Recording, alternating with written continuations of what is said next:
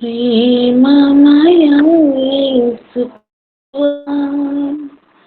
నిన్నే స్తుతింతును ప్రభువా, నిన్నే స్తుతింతును అనుదినము అనుక్షణము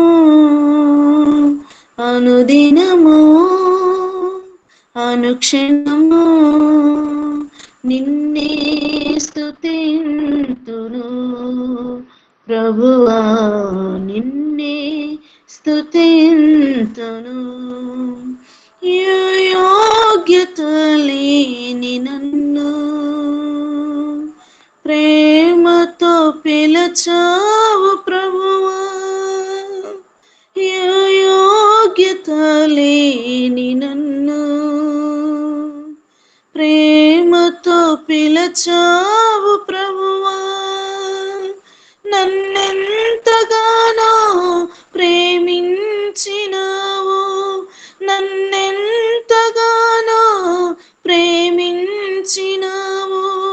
నీ ప్రాణమిచ్చినావు నాకై, నీ ప్రేమమయ యేసు ప్రభువా, నిన్నే స్తుతింతును ప్రభువా, నిన్నే స్తుతింతును ఎదవాకిట నీవు నిలచి హృదయాన్ని తట్టావు ప్రభువా, ఎదవాకిట నీవు నిలచి హృదయాన్ని తట్టావు ప్రభువా, హృదయం తరంగముల అరుదించినావు, హృదయం తరంగములోకి అరుదించినావు, నాకెంతో ఆనందమే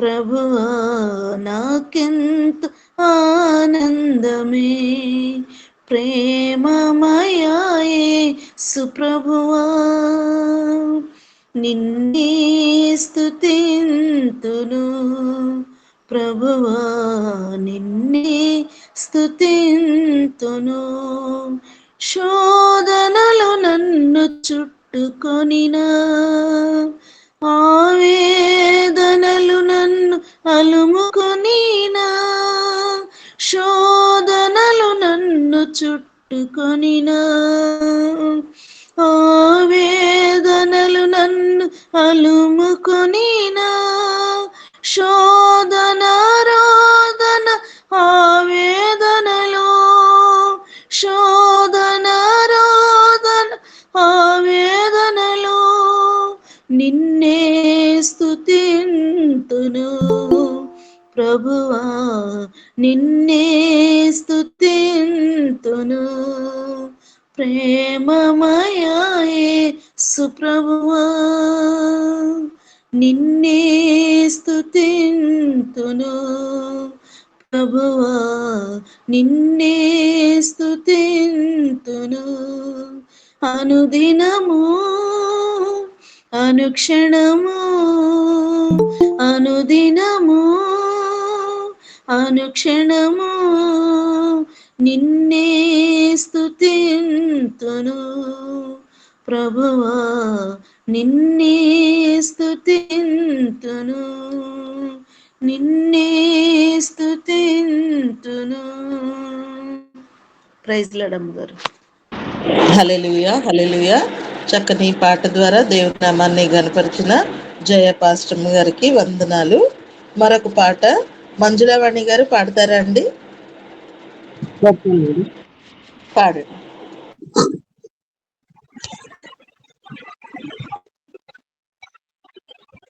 కూడి వచ్చిన అందరికీ ప్రభు పేరిట వందనములు.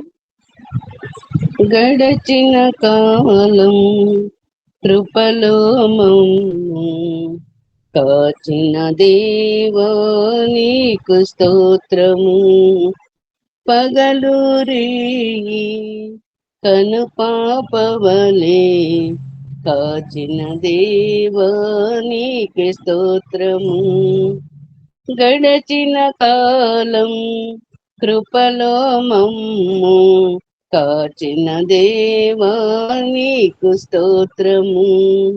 పగలూరే కనుపాపవలే కాచిన దేవా నీకే స్తోత్రము. మము కాచిన దేవా నీకే స్తోత్రము. కాపాడిన దేవా నీకే స్తోత్రము. మము కాచిన దేవా నీకే స్తోత్రము. కాపాడిన దేవా నీకే స్తోత్రము.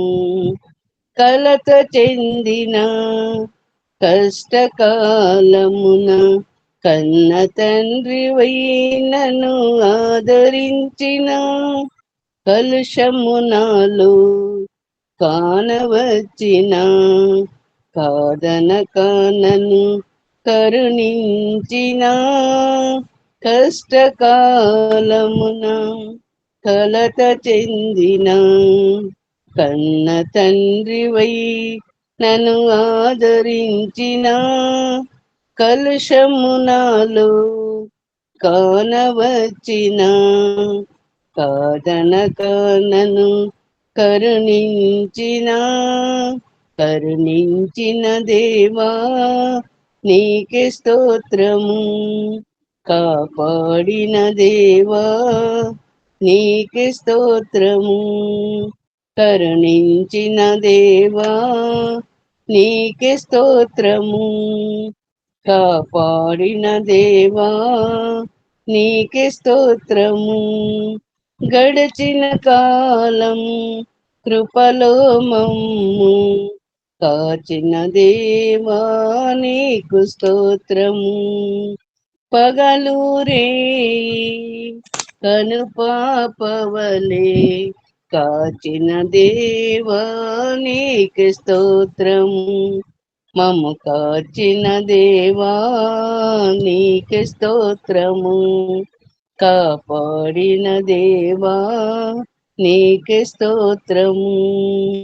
లోపములెన్నో దాగి ఉన్నను దాతృత్వములో నన్ను నడిపించిన అవిధేయతలే ఆవరించిన దీవెనలెన్నో దయచేసిన లోపములెన్నో దాగి ఉన్నను దాతృత్వములో నన్ను నడిపించిన అవిధేయతలే ఆవరించిన దీవెనలెన్నో దయచేసిన దీవించిన దేవా నీకే స్తోత్రము. దయ చూపిన దేవా నీకే స్తోత్రము. దీవించిన దేవా నీకే స్తోత్రము. దయ చూపిన దేవా నీకే స్తోత్రము. గడచిన కాలం కృపలో మమ్ము కాచిన దేవా నీకు స్తోత్రము.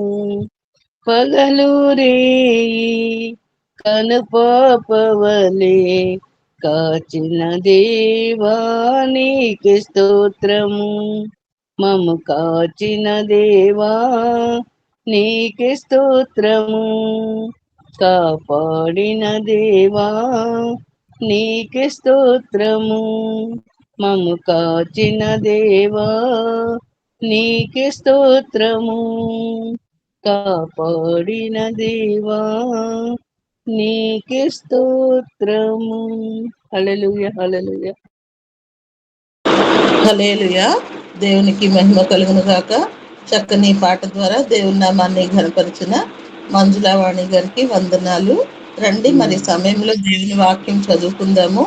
ఈరోజు మొదటి రాజుల గ్రంథము 9వ అధ్యాయము చదవాలి. అక్క కూడా ఈరోజు రాలేదు. సో మొదటి 6 వచనాలు గ్రేస్ మనోరంజని పాస్టమ్ గారు చదువుతారు. తర్వాత ప్రొఫెసర్ అబ్రహాం లింకన్ గారు 7 నుండి 12 వచనాలు చదువుతారు. మంజులావాణి గారు 13 నుంచి 17 వచనాలు చదువుతారు. అన్నా జోన్ సిస్టర్ గారు 18 నుండి 21 వచనాలు చదువుతారు. జయ పాస్టమ్ గారు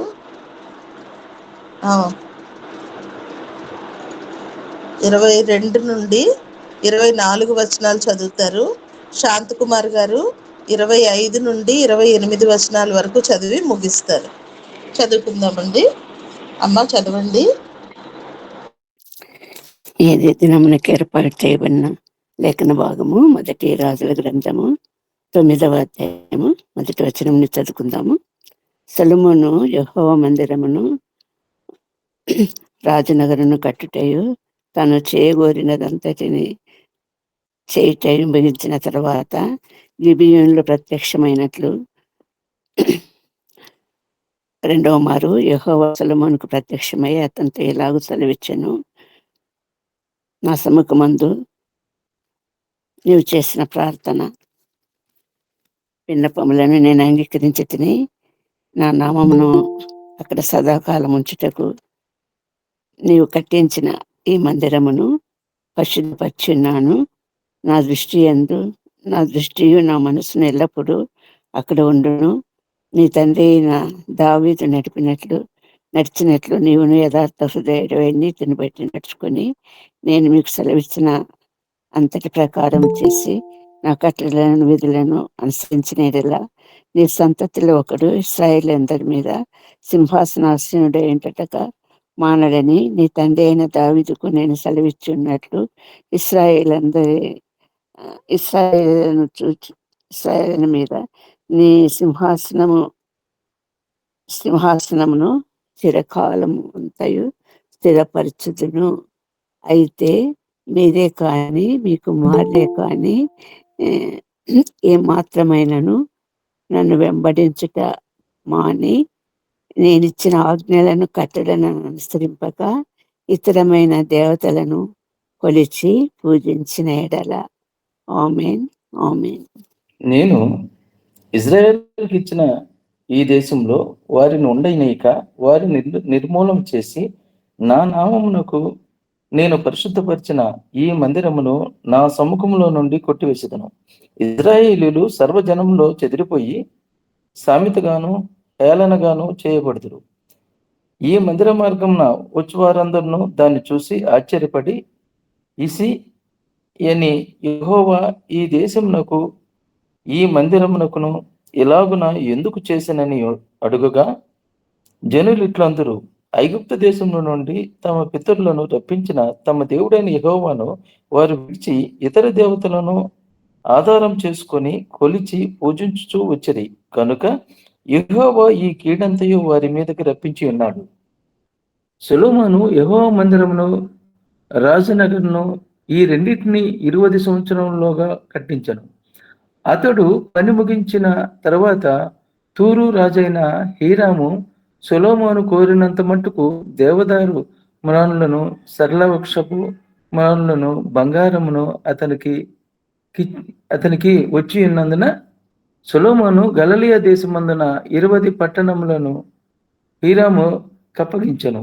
హీరాము సొలొమోను తనకిచ్చిన పట్టణములను చూసుటకు తూరు నుండి రాగా అవి అతని దృష్టికి అనుకూలమైనవిగా కనబడలేదు గనుక.